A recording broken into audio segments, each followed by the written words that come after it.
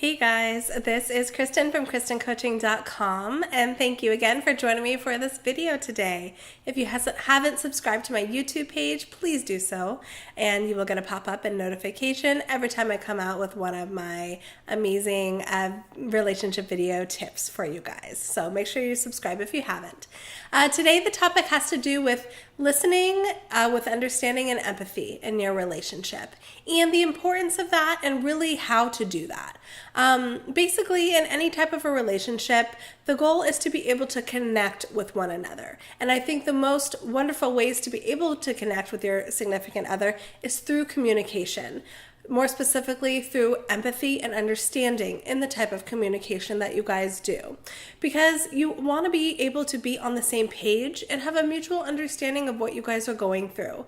So when we're able to empathize, and I've talked about empathy in other videos before that I would love for you to check out. So, empathy is not a new idea. We've discussed it. But the idea of empathy has to do with being able to really put yourself in your partner's shoes and being able to understand what they are experiencing. And don't get me wrong, this is very different from sympathy, which a lot of people think empathy and sympathy are actually the same thing, but they're absolutely not. I like to view it as sympathy basically is you're kind of outside of the hole and your partner's in the hole. So sympathy is you being able to be out of the hole and looking in and being like, oh yeah, that sucks that you're in the hole. Okay, that's sympathy. Empathy is you're outside the hole, you see your partner in the hole, really down deep, and you jump in the hole with them, and you can really empathize, and you know what it's like to be in the hole, right? You're not outside looking in. So empathy is really this ability to be able to relate to your significant other, especially through communication. So it's really important. So we're going to talk about some ways that you're going to be able to empathize on a more deeper level, and your partner is going to feel that you are being more connected with them and you're more understanding. So this will be really helpful when it comes to your relationship. So the first way to really be able to empathize, and this is a pretty simple way, is just to be able to ask more questions in conversations with your significant other. Ask more details, tell me more about that. What did it feel like to experience that? Oh, why did that happen? You want to ask questions, you want to engage. And your partner is going to feel more connected from you when you are curious and you are listening and you are engaged in the questions with them. That's going to be really helpful. So next time you're in a conversation, make sure to ask more questions and get more details. I think that's going to be a really big benefit in terms of your communication skills for you guys. And the second way to show more empathy, with listening and understanding, is to be able to imagine yourself in their situation. And again, this has to do with the empathy, so to speak, right?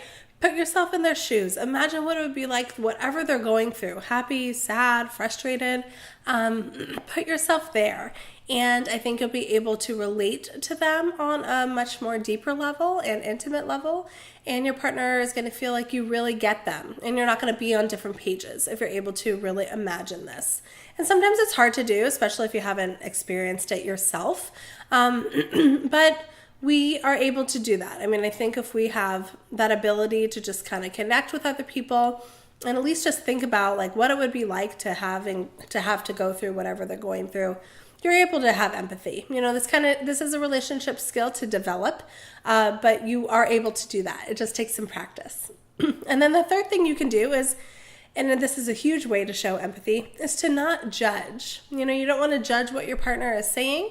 You just want to be open and receptive and listen and just be really understanding and validating. And that's really big. A lot of times if our partner feels that we're being judgy or we're evaluating them, they can feel like their defense mechanisms are going up.